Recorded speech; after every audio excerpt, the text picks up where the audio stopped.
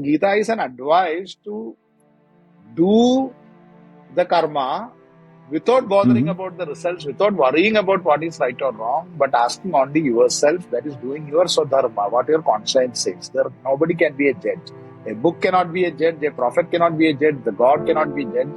Nothing can be a judge. It's you and your conscience which is going to decide it. Should we take any moral lessons from our mythologies? Religion is not just a moral code. You don't need a religion for morality. India doesn't have a proper religion as such. I am an agnostic.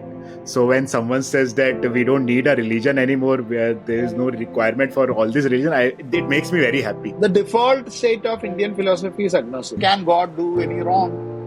Why? If God comes in a human avatar, he can do wrong. What is wrong with that? In Hinduism, gods have done wrong. Here you can question it, in other places you can't question. Your life is decided by your karmas of this life or your past life. Why do you think this anglicization of Hinduism has happened? It is purely because of our British invaders or Islamic invaders? Theory of karma has now invaded the West, if you really see. If you technically see, most of the West are, even they don't call Hindu, most of them are now following a kind of Hinduism. Hello, Anand sir. Welcome to the Bohemian Project Podcast. Before we start our conversation, I would like to share something with you. This happened almost a decade ago. Your book, Asura just came out, and for whatever reason, I'm not sure what, but for whatever reason, your publisher, Lead Start Publishing, decided to gift me that book. And I was both happy and skeptical at that moment. Happy because a publisher gifted me a book, and I was in my college and I was only 21 and I got a book from a publisher. So I was very happy for that. And skeptical because I thought, why me, man? I was just a college going kid. Why would they send me a free copy? Is this book bad? Or they don't know how to market it to? Or what is their target audience? But nevertheless, despite all that, I finally read the book and I really enjoyed it. And what struck me most was the morally gray nature of the characters. The whole concept of morality is subjective.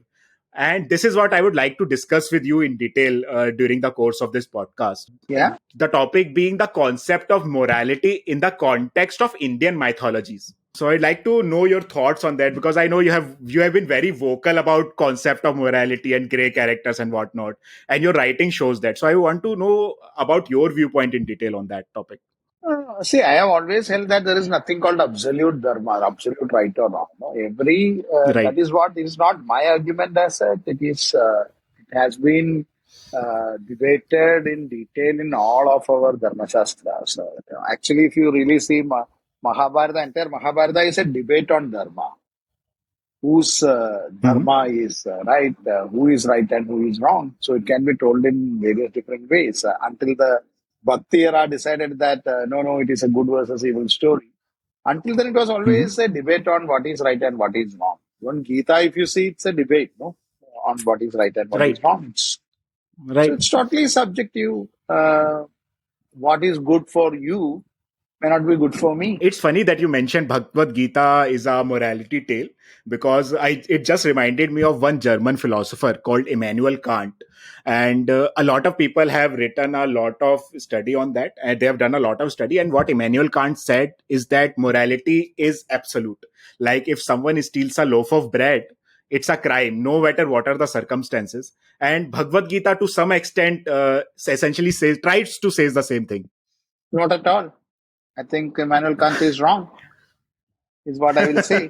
Because, see, a very beautiful tale comes in some of the Upanishads. Multiple versions are there. Just to illustrate the point, if I may say, we have heard this story in some form or other. Many of us might have traditionally would have heard it. But the one I heard, this version, I loved it most. So I'm trying to narrate it here. So there was this king called Shibi.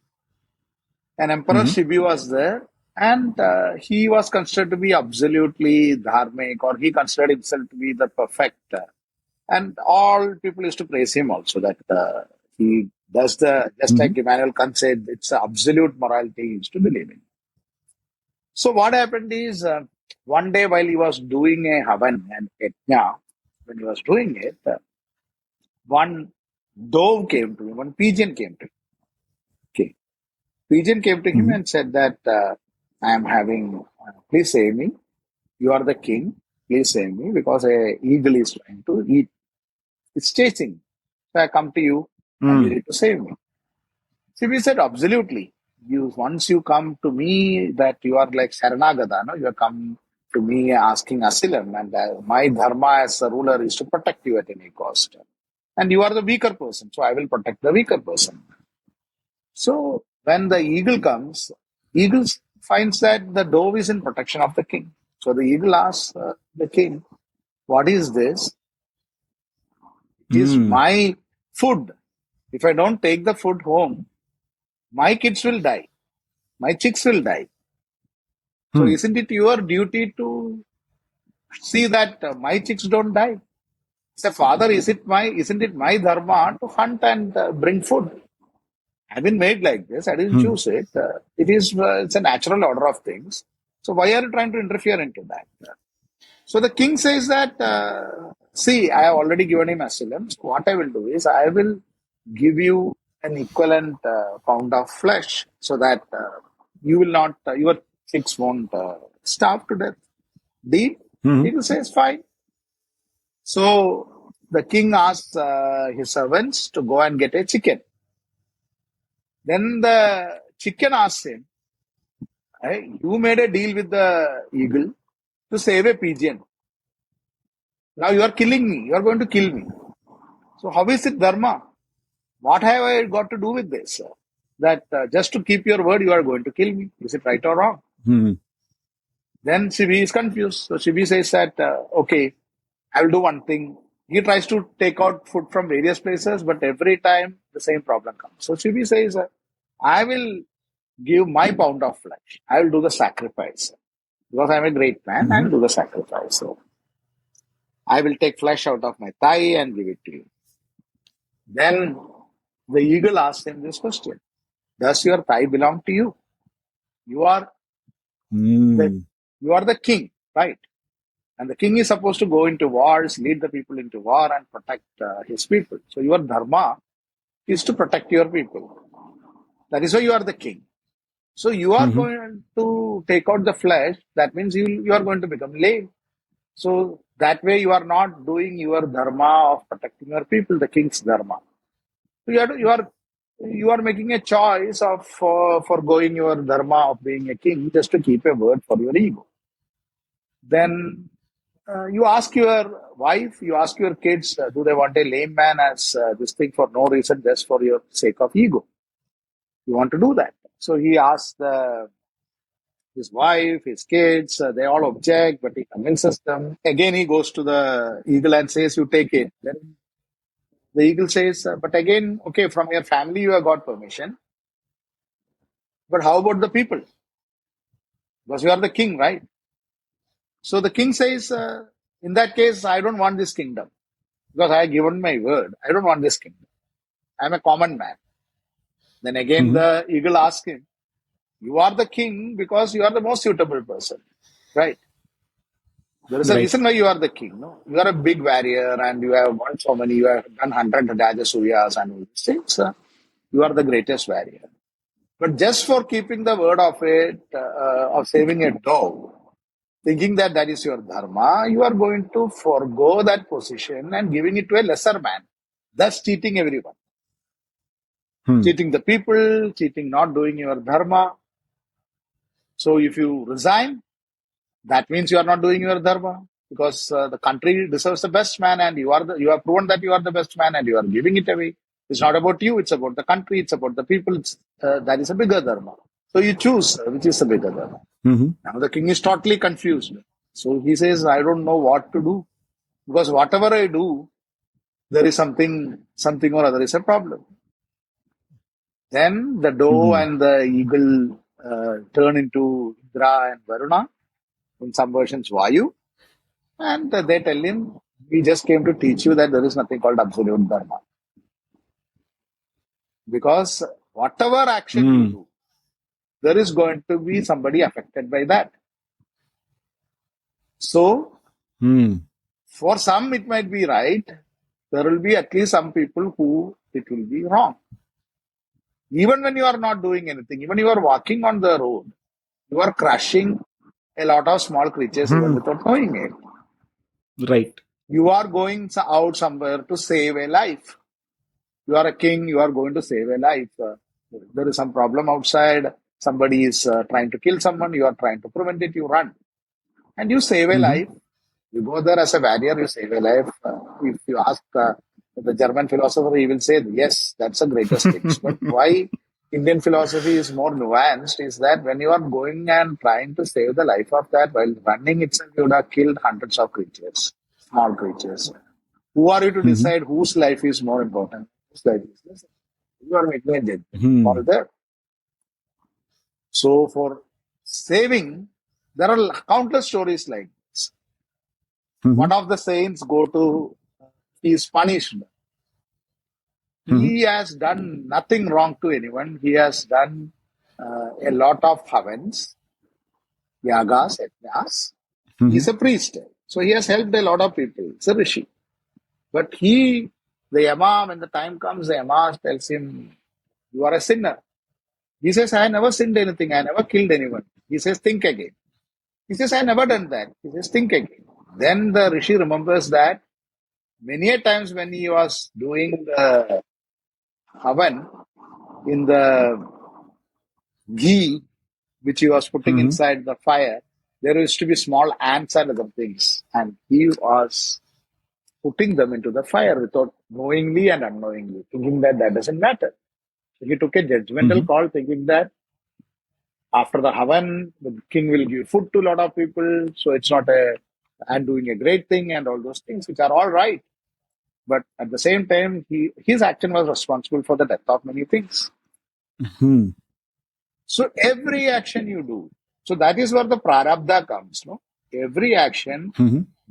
you do, there will be innumerable consequences, many of which we won't even know. So this is what carries to you life over life. Whether you believe in that or other thing is separate. But the theory says that over many lives, that's why you take more and more lives, and because it's a never-ending circle. So going out of this cycle is mukti. So Gita is an advice to do the karma without bothering Hmm. about the results, without worrying about what is right or wrong, but asking only yourself, that is doing your swadharma, what your conscience says. There, nobody can be a judge. A book cannot be a judge, a prophet cannot be a judge, the God cannot be a judge. Nothing can be a judge. It's you and your conscience which is going to decide it. So you do your swadharma without worrying it, and that is one way of achieving mukti. That is, mukti is what? It is not the salvation of Bible. Mukti is Right. you are escaping from this cycle of karma and karma bala.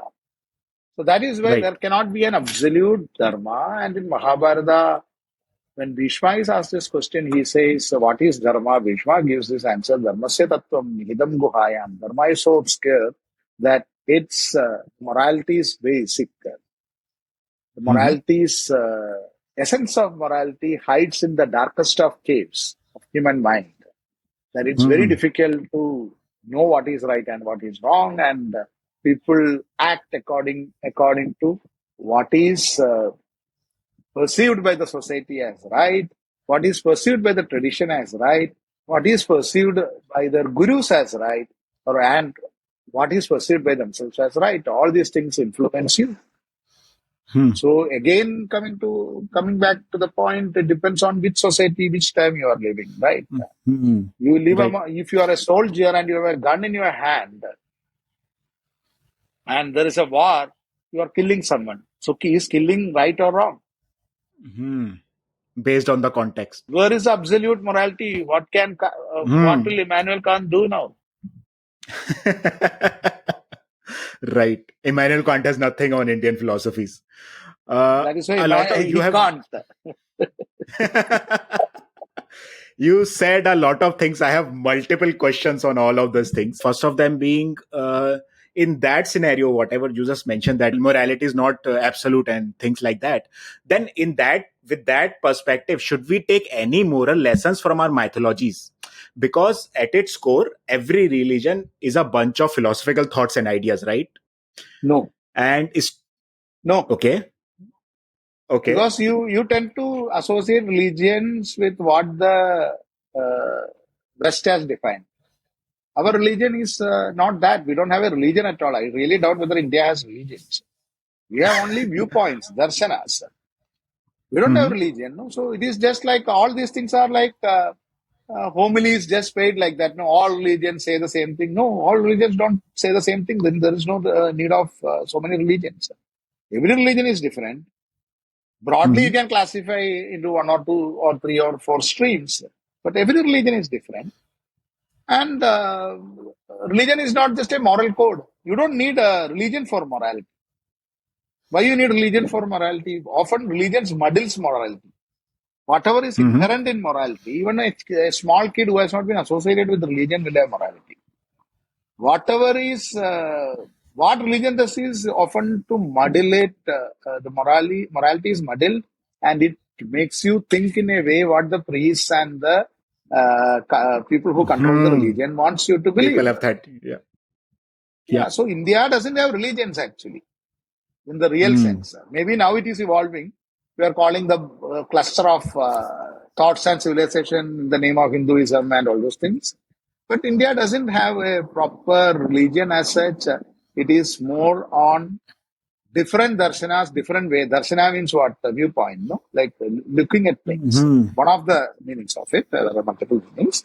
The way of looking at things. Darshana or you go, or Mata is your opinion. We have only that. We have opinion on how the world is. We have a viewpoint on how the world is. Rishis are the people who see that. Different rishis have propagated different theories. None of it could be true, and all of it could be true also. It is up to you. It is Hmm. on your anubhava or it is on your experience that you will have to decide. So that is why Buddha also makes it very clear. No, Buddhism is different and Buddha is different. Just like Christianity is different and Hmm. Christ is different. Mostly Christianity has got nothing to do with Christ.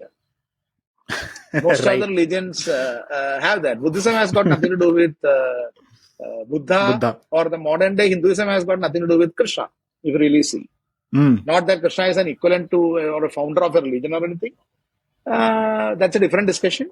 But coming back, when you talk about this thing, no, Buddha says, don't believe anything just because it is said in some Dharma Shastras, it is said by someone so and so, it is said by me in the sense Buddha here, it is said by Buddha Hmm. himself, or said by someone else, or this is a tradition.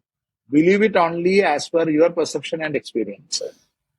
So Hmm. the darshanas here have the most prominence on experience or anubhava, and then on your thinking, the manana, the thinking, the churning which you do from that, and what you arrive at.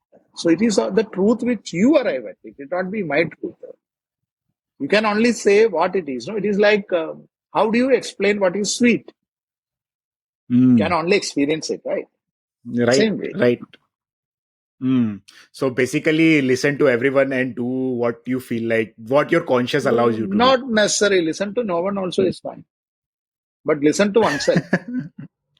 Right. I'm very happy that you mentioned all of this because I am an agnostic. So when someone says that we don't need a religion anymore, where there is no requirement for all this religion, it makes me very happy. The default state of Indian philosophy is agnosticism. It starts from that. Hmm. Right. Then you may go to atheism, or you may go to Advaita, you may go to Dvaita, you may go to various other positions. You have to always start as an agnostic. That's the beginning of the journey. So Buddha starts as Hmm. an agnostic. Everybody starts as an agnostic. See, the all other positions are, if you really see, all other positions are absolutes. Like I believe this is true. Hmm. Right. So unless you reach that, like an atheist reaches that position by experimenting with various things, and you reach to that conclusion, it is fine. Or you conclude that there is God, and you through your experience, that is your experience, not because it is said by your father, mother, grandpa, uncle, the neighbor, Hmm. or the guru. But you reach that stage by your own experience, then it is that truth for you, and it applies to you, and you're happy with it. It's fine. But the default Hmm. position is always agnosticism. That's why most of the darshanas start with that. It starts with denial of things. No? Neti, neti, it is not this, it is not this. Is it the truth?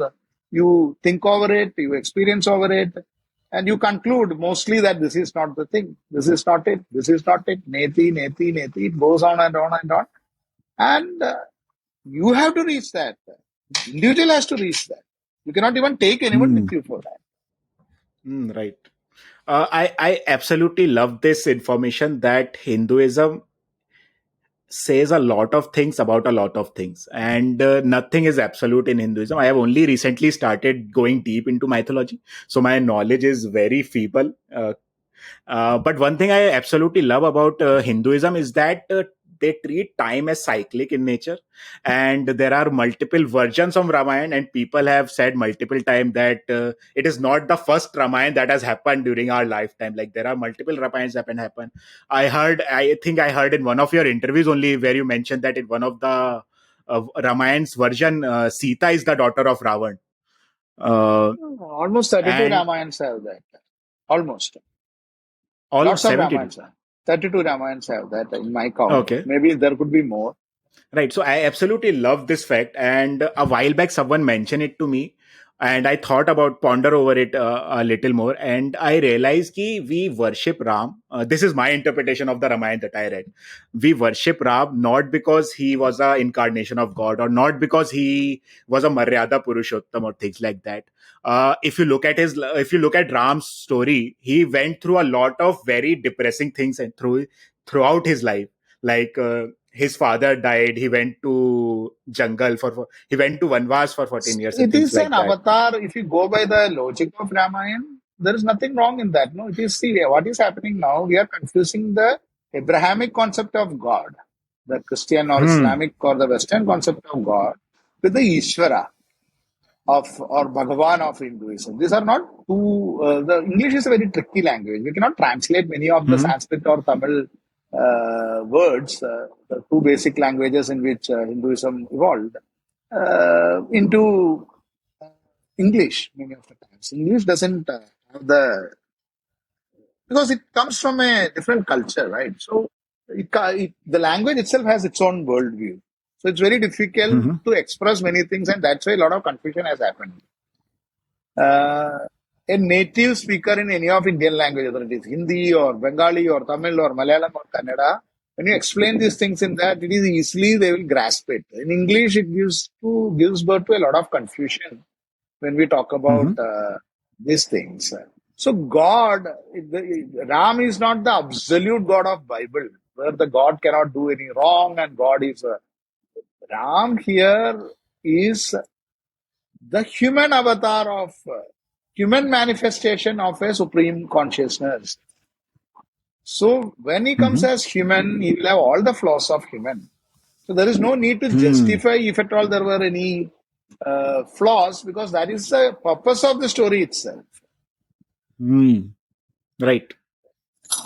Humans So can be the gods and gods can be so humans. humans can be human. So that is why he undergoes through various what do you call various emotions.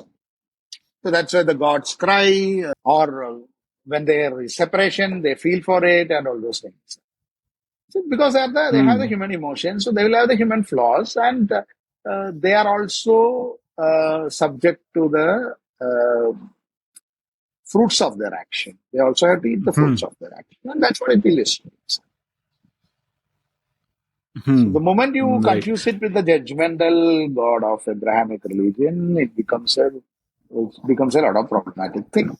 So this Hmm. this confusion happens to atheists also, because atheism in India is age old. Nastikata is as old as like one of the ministers of Dasharath was an atheist. But Indian Hmm. atheism goes from a different concept. So most of the arguments which the Renaissance era atheism which evolved in Europe, it evolved in a different cultural concept to tackle the absolute things of Christianity.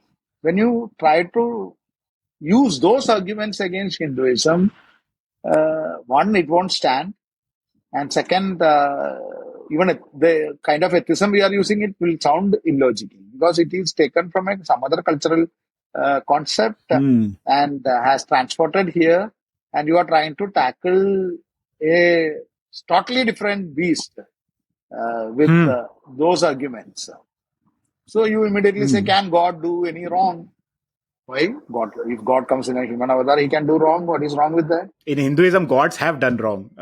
Every religion it has happened, no? Every religion it has happened. The only thing is that here you can question it, in other places you can't question. Hmm. Otherwise, what is the concept of the Sodom, which is destroyed by the God? Hmm. The God is wrathful, God is jealous. The biblical God also has all these things. Only thing is that the here, if it is the Ishwar and he comes as human, he has to pay the price of, he or she has to pay the price of his karma.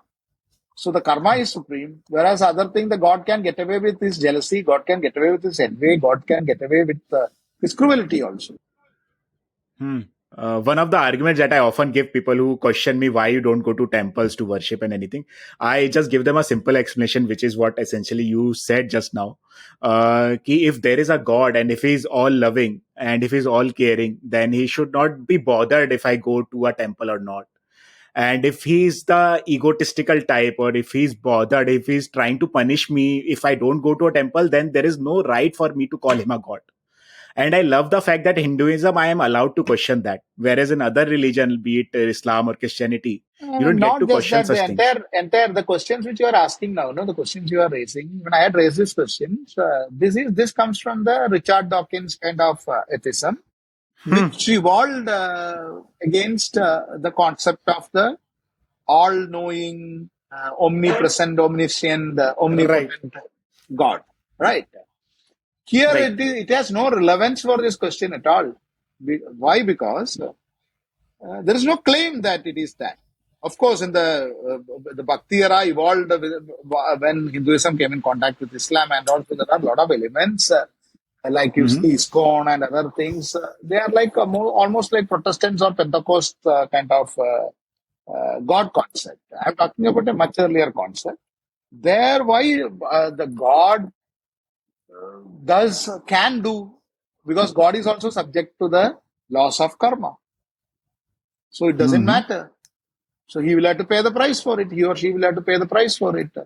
And second thing, it is not the God who is going to judge you and take care of you. It is you yourself who will have to do that. And there is not, Hmm. it is not the God who is sitting somewhere and looking at you and trying to micromanage your life, isn't it? Hmm. Your life is decided by your karmas of Hmm. this life Right. or your past life. Okay, you can deny there is no past Right. life. There could not be also. I'm not sure of it. There might not be also. Uh, so there are concepts for that. There are darshanas for that, which talks about the randomness of life. Ancient darshanas are there, which talks about the randomness of life, and there is no God, there is no karma also. It's all randomly things happen, Hmm. and randomly things go. Everything is by chance. Ajivikas used to say that everything is by. It was one of the major religions in India in second century, third century, and in South India Hmm. almost for 300 years. This rule rose for the temples started getting built during the time of Calabaras. So even that concept has been used a lot. But why temples are necessary? This question was asked to Ramakrishna by Vivekananda. Hmm. The same question: why should I go to temple? He said, "Don't go. Who asked you to go?"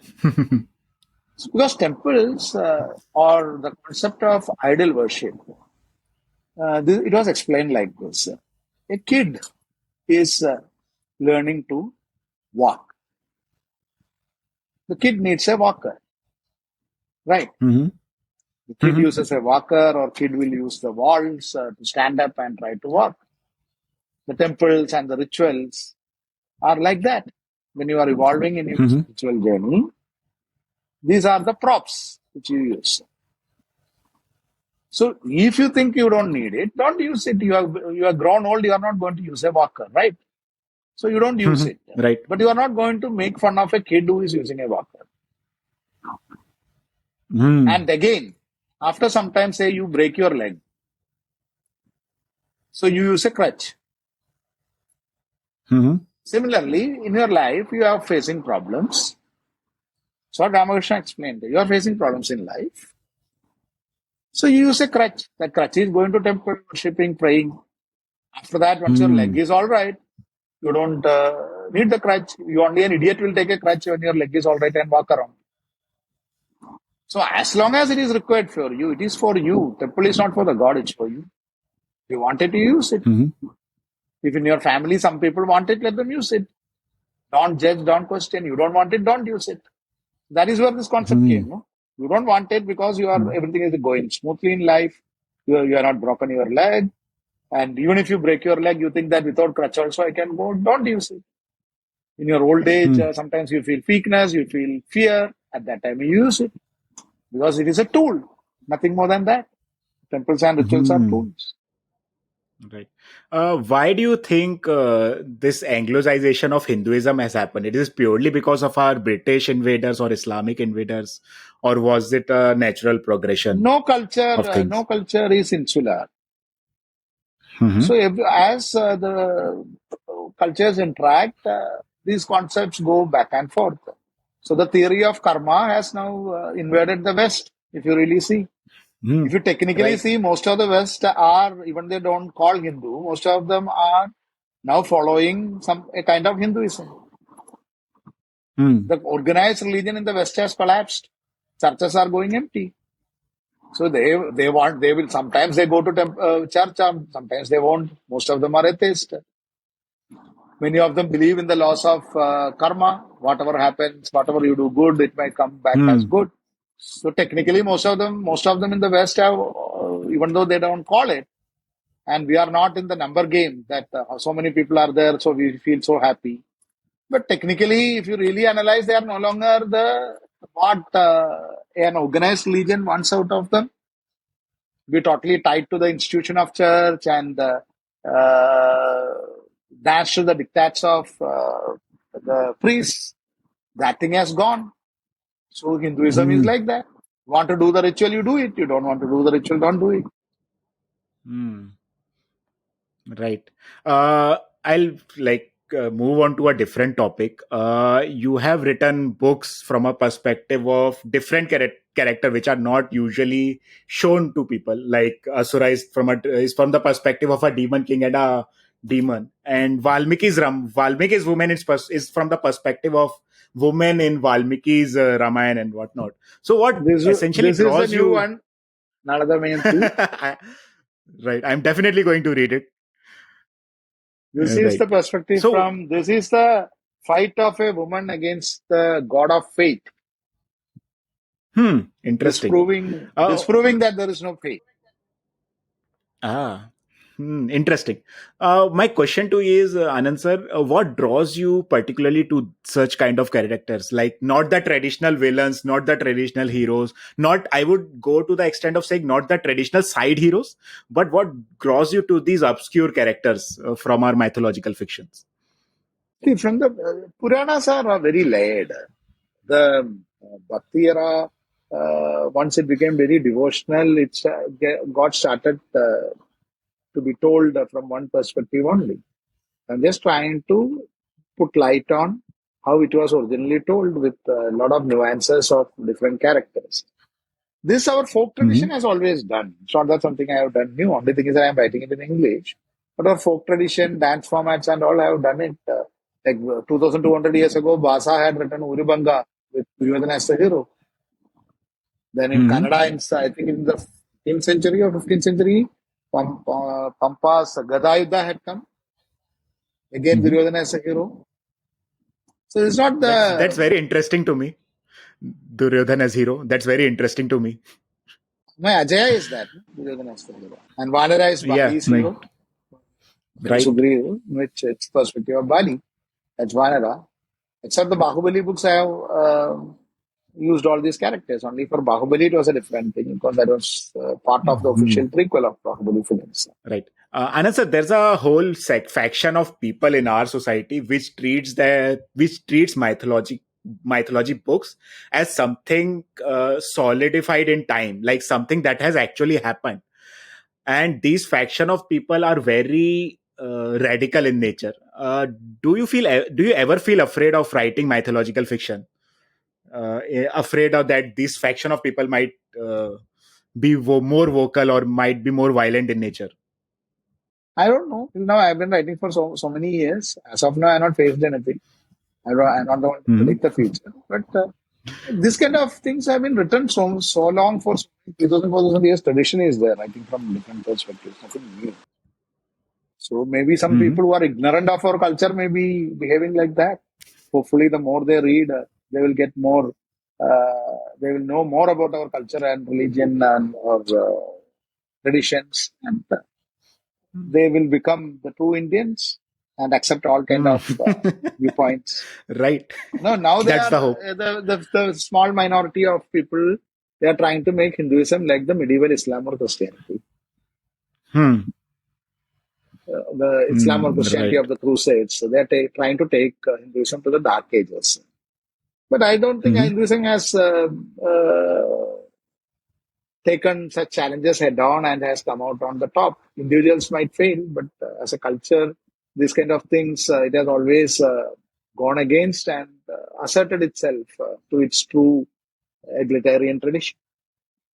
Hmm. And every time there was problem and stagnation, some rishis or others have come and always it has rediscovered and reinvented itself every time in the history. So such Hmm. crises come and go, but there's a very evolved tradition, so it knows how to tackle it. So I hope these things will go away. Right. Do you have any favorite story from mythology, like Indian mythology? Indian Puranas, Ramayana, of course. Ramayana is a very integrated story, so that's why I have written more books on Ramayana. After that, Mahabharata comes. For me, Ramayana is a more Hmm. complete book than Mahabharata. One So, might one might question you on that, asking which version of Ramayana is your favorite. so many versions are there, and that is what it makes it so fascinating, right? So every time it's a new story Right. when you read it. There's one other book by Mr. Pawan Verma called Yudhishthir and Draupadi. It is translated in Hindi by Gulzar Saab. And this book talks about Yudhishthir and Draupadi from the perspective of Draupadi and how she was unhappy and how she was sold and how she's angry with Yudhishthir and whatnot. So after you, that book is an eye opener. Like it's a like I would say that book is a complementary piece to your writing as well. Ki whoever wants to learn more about Indian mythology from different perspective, they should read your book along with them and try to be more nuanced in their understanding of the religion. Ajaya, Right. you try Ajaya if you have not read it. It's a Mahabharata from Duryodhana's perspective. Uh, I have been told all my life that Duryodhan was a bad guy all and out. Like there was nothing redeeming about Duryodhan. So why did all the Maharathis fight in his side and not Pandavas? That's what you Hmm. will find out in the book. Who did. In your book. Right. I think Anand sir, we are almost running out of time. But before I part ways with you, I just want to ask one simple question to you.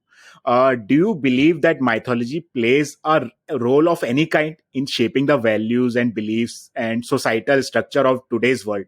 All these Puranas have shaped the values and culture, and music and art and whatnot, the entire life for so many thousand years across Asia. And it will continue to do Hmm. so. It will keep on inventing and reinventing itself. It has shaped the Indian Hmm. values Uh, and ethics and morality so many years, not just Indian, across Asia, irrespective of religion. It has done that. hmm. Indonesia, Hmm. Malaysia, to Thailand, to Laos, to Cambodia, to up to Japan. It has done it. We continue to do Hmm. so. Hmm. That's great. On that note, Anand sir, I will take your leave. It was nice chatting with you. I would also like to know your opinion. How was it for you? Yeah, it was wonderful. Wonderful discussing and debating these things. Thank you very much. I would have loved to talk with you for hours at end, but we are short of time. Maybe some other time we might catch up and we'll again have a 2 or 3 hour long discussion on this topic. Thank you. I also look Yeah. forward. On that note, thank you for being here, Anand sir. Thank you.